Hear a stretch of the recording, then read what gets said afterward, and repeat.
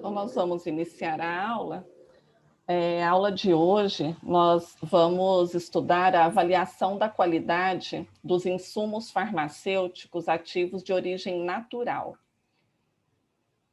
O objetivo dessa nossa aula será avaliar os principais pontos para garantir a qualidade das matérias-primas vegetais e caracterizar os principais parâmetros avaliados para garantir a qualidade da matéria-prima e do produto final. Vocês podem utilizar como referências para a aula de hoje o capítulo 12 do livro do Simões, de 2010, que trata da avaliação da qualidade de matérias-primas vegetais, páginas 197 a 107, ou também e também o livro do Simões de 2017, capítulo 8, que também trata desse mesmo assunto, que é a qualidade de insumos farmacêuticos ativos de origem natural, as páginas 83 a 91. Então, quando a gente fala em qualidade, né, qualidade é uma palavra que ela tem um significado muito amplo, mas aqui, né, em farmacognosia, a qualidade, ela também determina, né, ela é determinada pelas necessidades de uso e características do produto e do processo.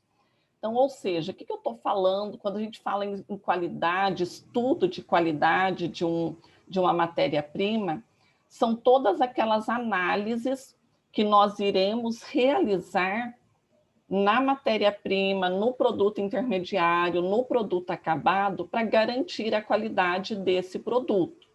Tá? Então, por exemplo, ontem a gente fez cromatografia em camada delgada. A cromatografia em camada delgada, ela é uma análise, tá? que auxilia nessa garantia da qualidade. A determinação da umidade, né, que vocês também fizeram ontem, ela também auxilia na determinação da qualidade desse material. Tá? A qualidade da matéria-prima, ela não garante por si só a eficácia, segurança e qualidade do produto final. Por quê? Porque a eficácia, ela é determinada através de ensaios farmacológicos pré-clínicos e clínicos. A segurança de um produto, ela é verificada através de ensaios toxicológicos, através da isenção de componentes nocivos inerentes à planta. Dessa maneira, a qualidade do produto final, ela vai depender do processo de manufatura que é empregado. Então, dependendo, se vocês se lembram de todas aquelas etapas que nós vimos, né, de etapas preliminares, etapas principais e finais, que são realizadas para a obtenção tanto da matéria-prima quanto do produto acabado, né? Todas essas etapas, a maneira como elas foram realizadas, tá? É o que vai levar a um produto com a qualidade, né, adequada ou não.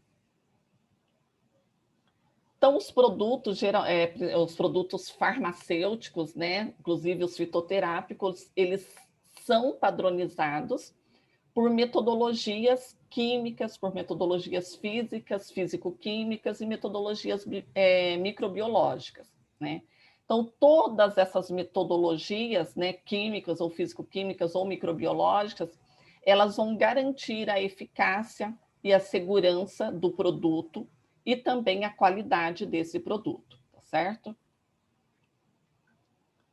Então, as especificações para os parâmetros de qualidade mínima aceitável para o emprego de uma matéria-prima ou produto farmacêutico, eles podem estar escritos em monografias farmacopeicas ou em códigos reconhecidos. Então, aqui eu coloquei para exemplificar, né? Nós temos a farmacopeia brasileira, né, que vocês conhecem, a farmacopeia britânica, a USP, tá? Então, todos, ou a grande maioria desses parâmetros de qualidade, eles estarão descritos nessas monografias, nas farmacopeias.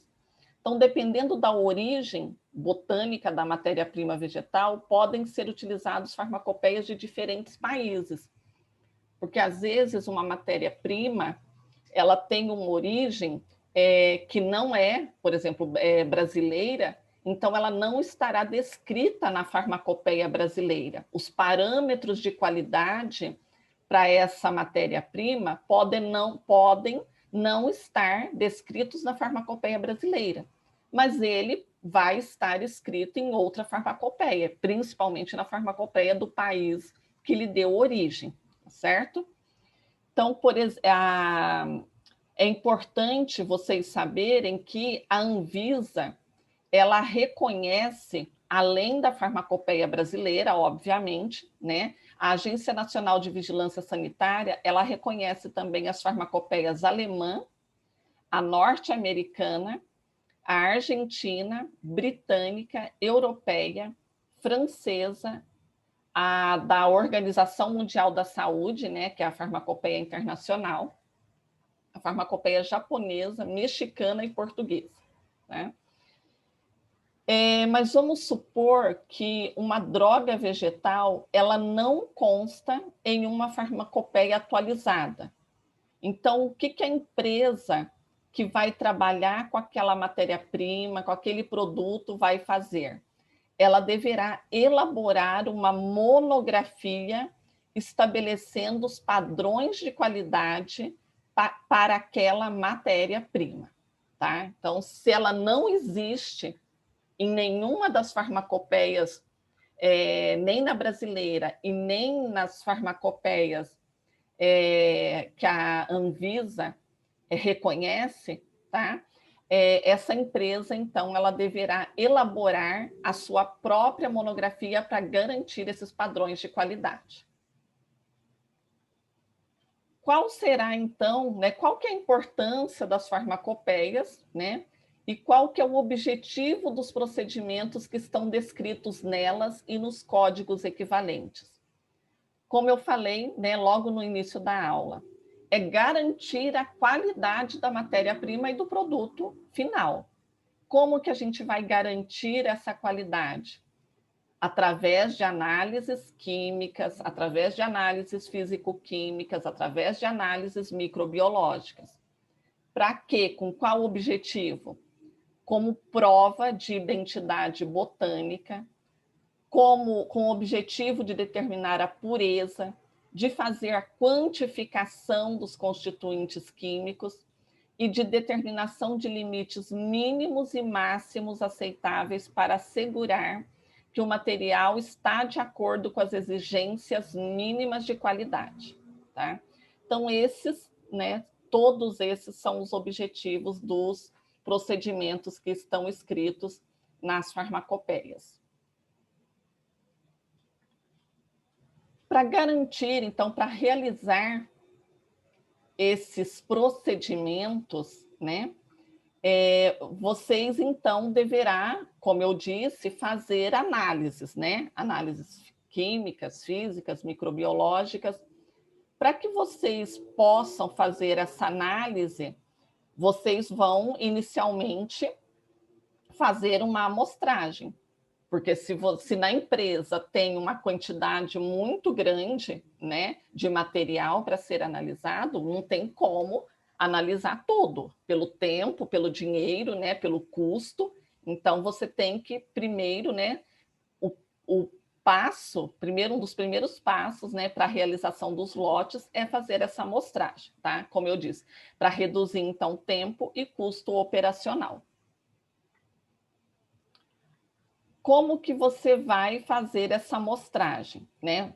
Vocês sabem que a amostra que vocês irão analisar, ela deverá ser representativa do quê? De todo o lote. Então, de todo o material que você possui, tá, para ser analisado, você tem que fazer uma amostragem que seja representativa do todo, tá certo? A avaliação, a amostragem também vai te dar uma avaliação individual das embalagens antes da amostragem. Ela inicia-se o processo da coleta aleatória de amostras, tá? E é feita geralmente em triplicata. Então, vamos entender, tá, como que é feito isso, como que você poderá fazer essa amostragem. Então, dependendo da farmacopeia que você está utilizando, as farmacopeias elas podem apresentar algumas pequenas diferenças, tá? Como assim, professora? Quais são essas diferenças? Olhem só, aqui eu tenho a farmacopeia brasileira, aqui a farmacopeia europeia e aqui a farmacopeia internacional, tá? Então, o que a farmacopeia brasileira nos diz? Ela nos diz que se nós temos um número de embalagem pequeno, de 1 a 3, qual deverá ser o tamanho da minha amostra? Todas as embalagens, porque o número é muito pequeno, então de 1 a 3. Professora, com licença. Oi, pois Estão não. pedindo para você aceitar a Aline e Jumali. Ah, tá, ok. Obrigada.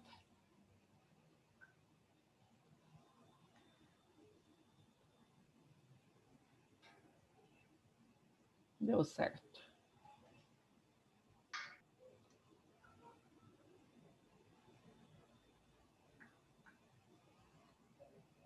Ok, então voltando.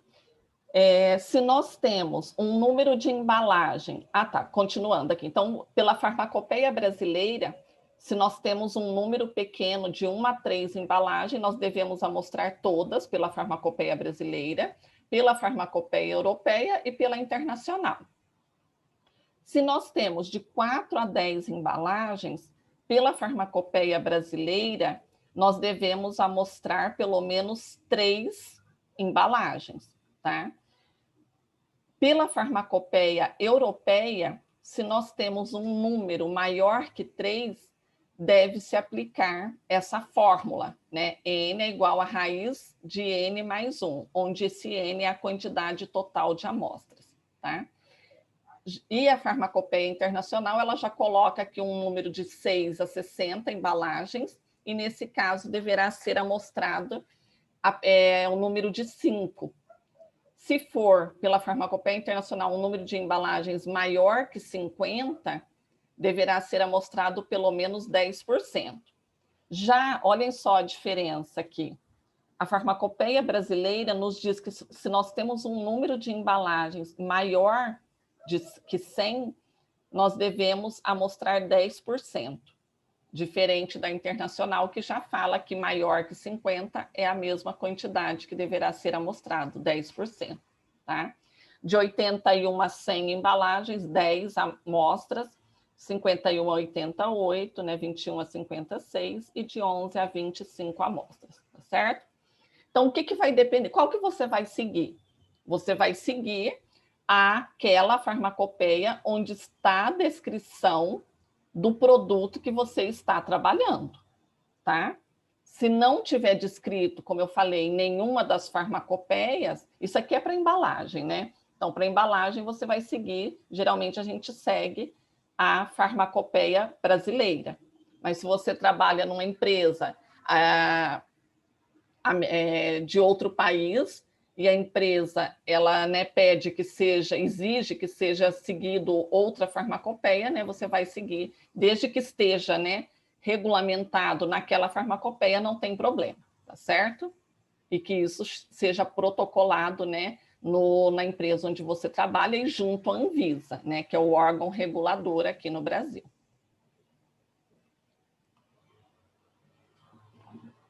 Nós temos também essa amostragem, tá, que ela está descrita na farmacopeia brasileira 4, aqui ela leva em consideração a granulometria e a quantidade do material disponível.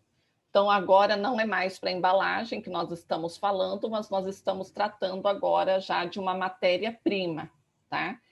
E se essa droga ela tem um grau de divisão, né, que é menor que 1 centímetro, então a gente vai levar em consideração a granulometria dessa droga e a quantidade disponível desse material que você precisa amostrar. Então, vamos supor que a sua droga ela tem uma granulometria menor que 1 centímetro e a quantidade que você tem desse material é menor que 100 quilos. Então, você vai amostrar, né, uma parte superior, uma de baixo e lateralmente, numa quantidade que nos forneça 250 gramas do total desses 100 quilos. Se você tem uma granulometria ainda menor que 1, mas se você tem mais de 100 quilos a ser amostrado, então o tipo de amostragem que você irá fazer é de cima para baixo, de baixo para cima, lateralmente o quarteamento. Eu já vou explicar para vocês o que é o quarteamento, mas esse procedimento aqui também, ele vai ser realizado de maneira que dê 250 gramas de amostra a ser analisada. Já aqui você tem uma granulometria maior que 1, também até 100 gramas da droga. Nessa granulometria maior, você vai amostrar também uma quantidade que é o dobro da anterior, 500 gramas. E se for maior que 100 também, nessa mesma granulometria, 500 gramas, e vai fazer também o quarteamento. O que é esse quarteamento? O quarteamento, ele é bastante simples, tá? Então, você vai pegar essa quantidade de material que foi estipulado aqui, 250 ou 500 gramas, né? Que vai ser a sua amostra final aqui, tá? Que você vai chegar nessa quantidade, mas realizando o quarteamento. De que maneira? Então, você vai pegar o seu material, ele vai ser distribuído em um quadrado, tá? Dividido em 4 partes iguais.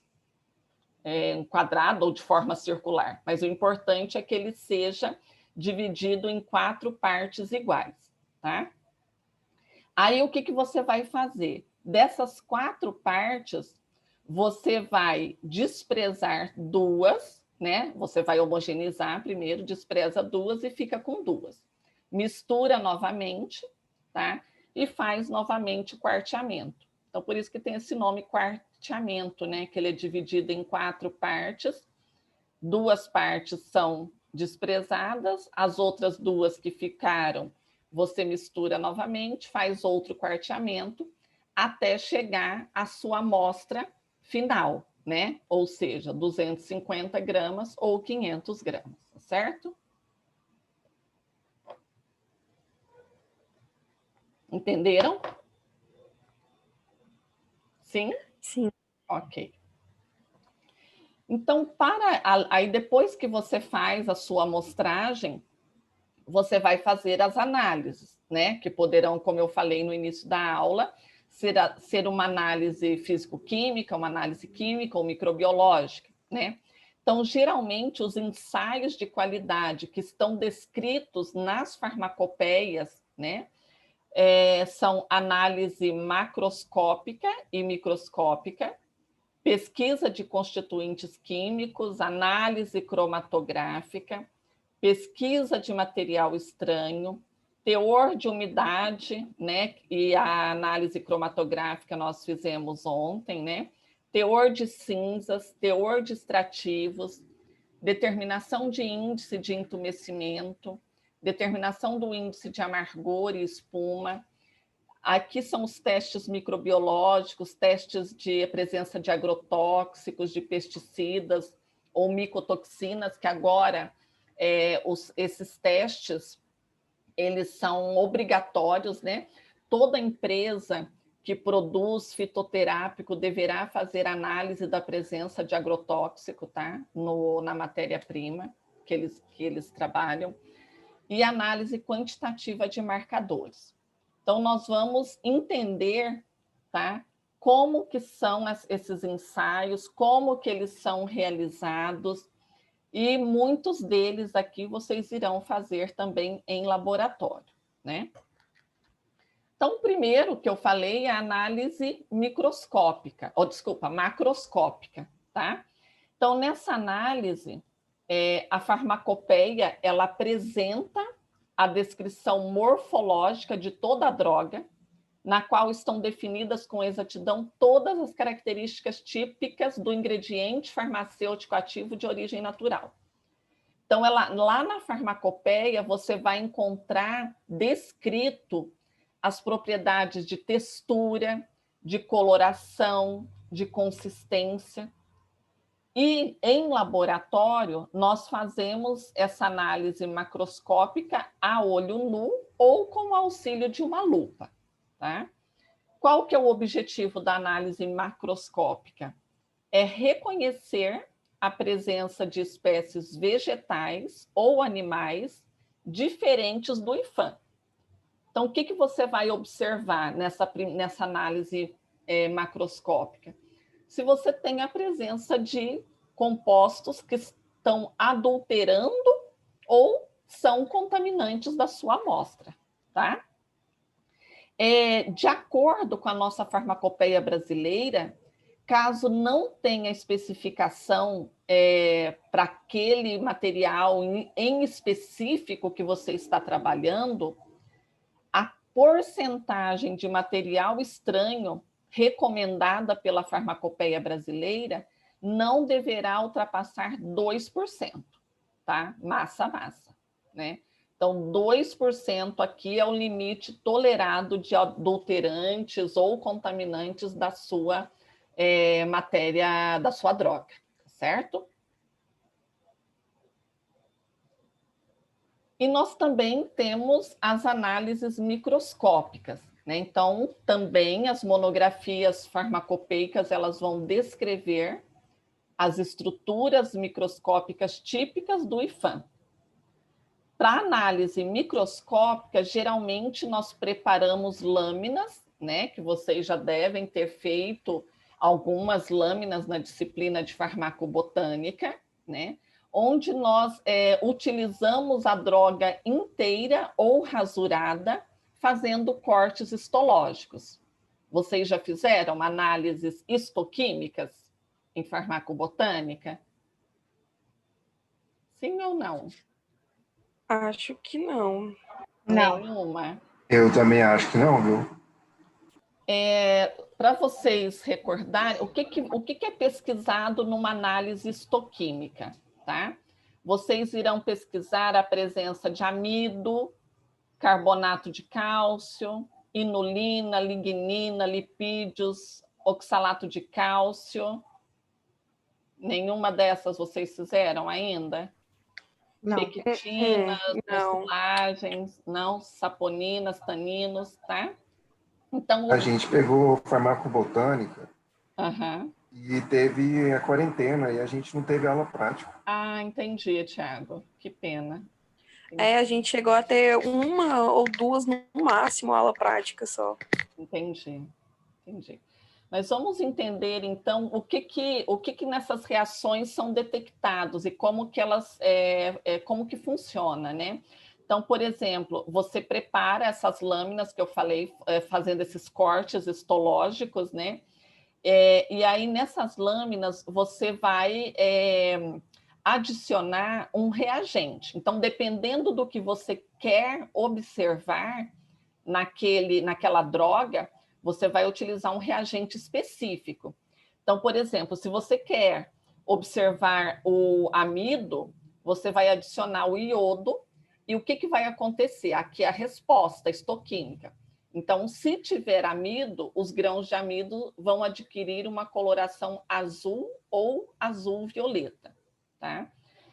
Se vocês querem observar a presença de carbonato de cálcio na droga de vocês vão utilizar como reagente o ácido clorídrico, 2 molar, ou ácido acético a 6%. Então, se tiver carbonato de cálcio, vocês irão observar uma efervescência, tá? Então, é assim que funciona. Por exemplo, para hidroxiantraquinonas, eu utilizo hidróxido de potássio. Nesse caso, as células que contêm essas hidroxiantraquinonas, que são metabólitos secundários, elas vão ficar coradas em vermelho, tá? Então, geralmente, as análises histoquímicas, você vai... A maioria delas é feito com auxílio de microscópio óptico, tá? A inulina, você vai utilizar o nafitol a 20% em ácido sulfúrico, porque nesse caso a inulina vai ser corada de vermelho ou castanho avermelhado e ela se dissolve. Lignina, ela é utilizada a fluoroglucina mais ácido clorídrico. Os tecidos também que têm lignina, eles vão ser corados em vermelho. Tem também uma reação que é com sulfato de anilina, que nesse caso o tecido, né, vai ficar corado em amarelo e não em vermelho, como no caso anterior. Lipídios, você usa Sudan 3 ou 4, você vai observar uma coloração laranja avermelhada, tá?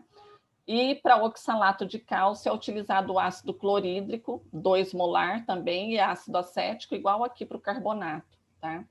Aí, nesse caso, se houver a presença de oxalato de cálcio, né, vai ocorrer a dissolução dos cristais lentamente em ácido clorídrico, sem formação de gases. Os cristais são insolúveis em ácido acético, tá? Então, essas são algumas, né, reações que nós temos, a pectina, saponina, tá, taninos. Então, aí, para cada uma delas, você utiliza, né, um reagente específico, tá, para observar se existe ou não a presença desses compostos através de uma análise, né, em lâmina, análise microscópica. Aqui eu coloquei alguns exemplos, né? Por exemplo, aqui nós temos um parênquima comum. Isso aqui foi feito para a espécie vegetal, Justicia thunbergioides. Não sei, a professora, vocês já tiveram aula com a professora Flávia? Já? Sim. Né? Sim. A professora Flávia, eu não sou tão velhinha, mas a professora Flávia foi minha aluna de mestrado o ano passado, né? Eu fui orientadora dela e ela trabalhou com essa espécie aqui, a Justicia thunbergioides. Então, ela fez essas análises histoquímicas, tá? Então, aqui nós temos um parênquima que é possível observar aqui. Aqui também tem outro tipo de parênquima. Nós temos também alguns tricomas aqui. Aqui são vários tipos de tricomas, né? Aqui nós temos o secretor peltado. Esse aqui é o tector unicelular. Aqui, esse mais quadradinho aqui é o tector pluricelular. Aqui é possível observar o estômato, tá vendo esse arredondadinho aqui? Esse aqui é o estômato. Essa coloração mais esverdeada, que ela é sugestiva da presença de compostos fenólicos nessa espécie, né, na Justicia thunbergioides. Já aqui nós temos compostos lipofílicos e aqui grãos de amido, né, com morfologia esférica. Então, aqui são algumas análises microscópicas que foram realizadas, né, com essa espécie, foi possível detectar, então, esses compostos presentes nessa espécie vegetal, certo? E nós temos também, além das análises macroscópicas e microscópicas, nós temos algumas reações, né? Algumas não, várias reações químicas que a gente faz em laboratório, que é para detectar grupos de substâncias, tá?